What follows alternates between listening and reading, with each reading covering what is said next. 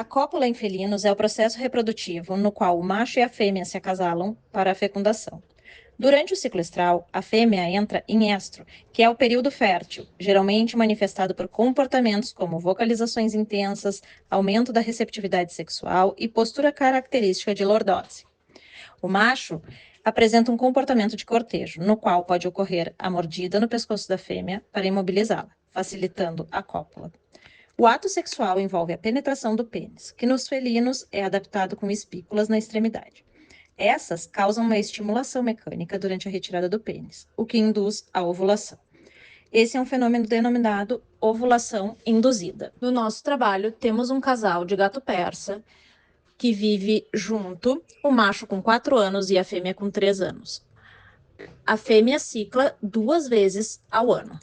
Vou falar sobre o desenvolvimento dos embriões. A fecundação ocorre após a ovulação induzida pelo coito, no segundo ou quarto dia. Após a fecundação, o embrião se conecta à parede uterina, ou endométrio, se fixando ali e iniciando seu processo de desenvolvimento fetal. Os principais momentos pelos quais passam os embriões felinos são a segmentação, a mórula, a blástula, a gástrula e a neurula. A segmentação silvagem pode ser definida como uma série de divisões mitóticas, que leva a um aumento no número de células. Porém, não afeta o volume do embrião. A mórula, massa sólida de blastômeros, resultante de uma série de silvagens de um zigoto ou ovo fertilizado. No sexto dia, ocorre a chegada do blastocisto no útero. O blastocisto é uma fase do desenvolvimento que ocorre após a fase quimórula. Caracteriza-se por ter forma arredondada, com uma cavidade blastocele cheia de líquido. No 13º ou 15º dia, começa o início da placentação. A placenta é um órgão materno-fetal. Tem porções fetais originária do saco coriônico, tem porção materna originária do endométrio ou decídua, tem a placenta mais o cordão umbilical, que constitui um sistema de transporte de substâncias, tem nutrientes e oxigênio para a mãe e para o feto, tem excretas e dióxido de carbono para o feto e para a mãe. As funções da placenta é a proteção, a nutrição e a excreção, o metabolismo, a síntese de glicogênio, colesterol e ácidos graxos, transporte de gases e nutrientes, difusão simples, difusão facilitada, transporte ativo e pinocitose, secreção endócrina, substitui corpo lúteo, assume a produção de progesterona, estrogênios são produzidos também. No 13º dia e no 15º dia, ocorre também a gastrulação e neurulação. A gástrula é a terceira fase do desenvolvimento embrionário dos animais triploblásticos. Chamamos de neurulação o processo em que a placa neural e as pregas neurais são formadas, e o fechamento que forma o tubo neural. Neste processo, o embrião pode ser chamado de neurula. A organogênese é a fase em que ocorre a diferenciação dos folhetos em órgãos. Ela se inicia nos cordados com a neurulação, que consiste na forma do tubo neural, a partir da ectoderme. Notocorda e celoma também são formados, sendo esse último delimitado pela mesoderme. No 17º dia, ocorre o fechamento do embrião. No 19º e no 20º dia, membros rudimentares e tem a formação do coração. No 21º dia, tem formação dos olhos e meato auditório externo. No 27º dia, tem membros torácicos e pélvicos com forma definida. No 29º e no 30º dia, tem a formação das pálpebras e orelhas. No 38º ou 40º segundo dia, a formação do aparelho genital. No 46º dia, há pelos no corpo e focinho pigmentado. No 58º e no 62º é o nascimento.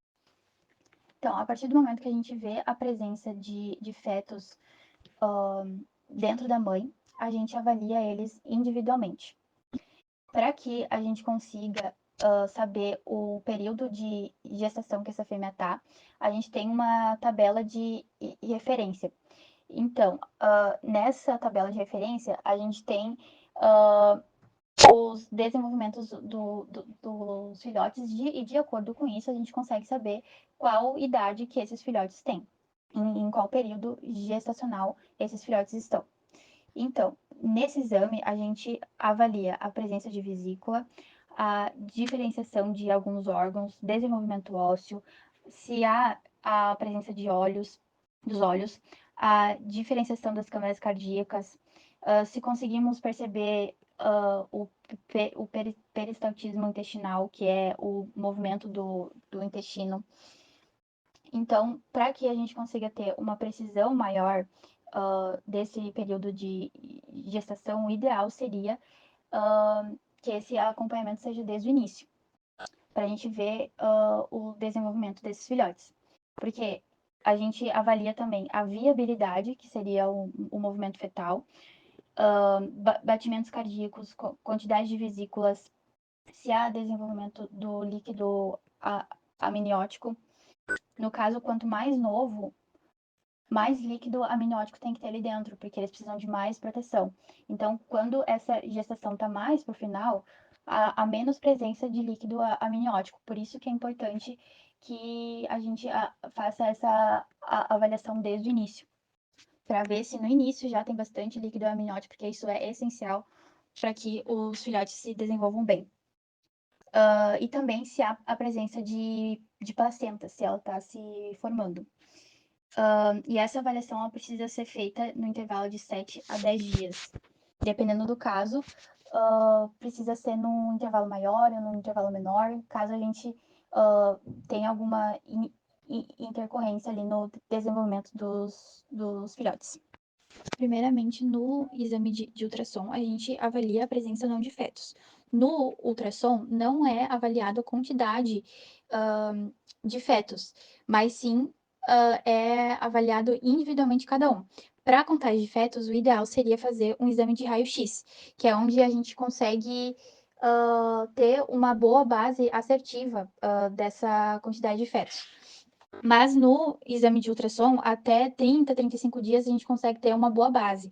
Depois disso, eles começam a ocupar muito espaço, então no exame de ultrassom a gente não consegue contar certinho quantos fetos tem ali dentro.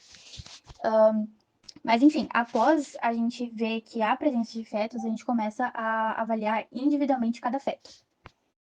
Quando essa mãe ela tá mais perto de parir, a gente avalia o peristaltismo intestinal. A partir do momento que há um movimento intestinal nesses filhotes, indica que esses filhotes estão aptos para nascer. A gente também avalia o fluxo urinário nos rins, batimentos cardíacos. Os batimentos cardíacos, eles são muito importantes, porque a partir do momento que os fetos estão em um estresse fetal, eles começam a liberar o cortisol. Esse estresse fetal, ele acontece porque os filhotes começam a ter pouco espaço dentro do útero, então eles liberam o cortisol, que faz com que a mãe entenda que ela precisa entrar em trabalho de parto. Então, aí que a gente começa a perceber a mãe ficar mais estressada, mais ansiosa para poder parir. E a partir desse momento, a gente consegue avaliar se há necessidade da cesárea ou não. Nessa fase, temos o pré-parto, onde podemos visualizar a apresentação das contrações uterinas, que se dá pela queda dos níveis de progesterona e um aumento de prostaglandina e ocitocina, que são essenciais para a indução das contrações uterinas e o processo de parto. Aqui, como podemos observar, ocorre uma secreção vaginal amarelada, que se dá pela medida que o colo do útero se prepara para a dilatação. Podemos observar também o processo de lambedura, onde a fêmea se lambe para limpar a região e estimular a liberação de secreções. A lambida serve também para aliviar o desconforto causado pelas contrações uterinas. Nessa etapa, ocorre a liberação do líquido amniótico, geralmente claro ou amarelado, que envolve os filhotes no útero. A liberação desse líquido ocorre quando a bolsa amniótica se rompe, o que indica que o parto está muito próximo. Os aspectos fisiológicos de um parto incluem o aumento do cortisol fetal, que atua na placenta induzindo a enzima 17-hidroxilase a reduzir a progesterona plasmática, enquanto aumenta os níveis de estrógenos. O aumento da relação estrógeno-progesterona aumenta a sensibilidade de prostaglandina 2-alfa e ocitocina. O parto se inicia pela luteólise induzida pela prostaglandina 2-alfa proveniente do útero. As fases do parto são contração uterina, dilatação da cérvix e liberação de ocitocina, rompimento da bolsa alantoidiana e amniótica, contração da musculatura abdominal e a expulsão do feto. E, por fim, a expulsão dos envoltórios fetais. Neste caso, conforme observamos na imagem, o canal vaginal da gata está sendo obstruído pelo saco embrionário de um neonato e ficou nesta posição por 1 hora. A resolução que se deu para esse problema foi colocar os recém-nascidos para mamar o leite da mãe. Com isso, estimulou a liberação de ocitocina e deu origem a novas contrações no útero. Desse modo, esse saco embrionário saiu do canal vaginal dela e ela pôde continuar o parto.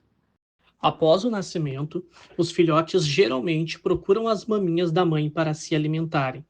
Essa primeira refeição é considerada essencial para a aquisição de anticorpos necessários para fortalecer o sistema imunitário. Por isso, a importância da tomada do colostro nas primeiras horas de vida. Além disso, os gatinhos receberão todos os nutrientes que precisam através do leite materno. Também devemos observar, no pós-parto, a saída da placenta por completo. O tempo de expulsão é de geralmente 30 minutos após o nascimento, levando em consideração que pode haver um pouco de sangramento e isto pode inclusive perdurar em poucas quantidades alguns dias após o parto. Caso ultrapasse 30 minutos para a expulsão da placenta, já podemos considerar como sendo um caso de retenção, o que exige atenção. Em relação ao cordão umbilical, geralmente a mãe corta. Se acaso ela não fizer, nós, tutor, devemos fazer. Então, para finalizar, a gente vai falar do puerpério da fêmea, que nos primeiros dias pós-parto, a fêmea demonstra uma dedicação quase exclusiva no cuidado dos seus filhotes. E aos tutores cabe somente observar, oferecer água, comida, porque normalmente a mãe vai passar a maior parte das 3 primeiras semanas com seus filhotes. Então, tem alguns cuidados essenciais nesse pós-parto. Primeiramente, o monitoramento da saúde materna, que o primeiro passo, ficar de olho na saúde da mãe, ficar atento a sinais de febre, secreções anormais, falta de apetite, qualquer comportamento estranho. Eles podem ser indicativo de problemas como infecções uterinas ou mastite, que vão necessitar de atendimento veterinário. Tem a higiene do ambiente, o local que a mãe vai ficar com os filhotes tem que ser limpo, seco, tranquilo. Alimentação adequada, muito importante também, que durante o puerpério a demanda energética da mãe aumenta, especialmente se ela estiver amamentando. Então, oferecer uma ração de alta qualidade, com todas os nutrientes, né, que ela vai precisar. Tem que ter bastante atenção aos filhotes, tem que monitorar eles, porque tem que garantir, né, que eles estão mamando adequadamente, ganhando peso. Se notar que tem algum mais fraco, com dificuldade de mamar, pode ser que seja necessário consultar um veterinário para ver se vai precisar suplementar com algum leite específico. E o acompanhamento veterinário, propriamente dito, né? Porque mesmo que tudo pareça bem, é fundamental levar a mãe para uma consulta veterinária alguns dias após o parto. O profissional pode realizar exames que garantam que a recuperação está ocorrendo como esperado e que não há nenhum sinal de complicação.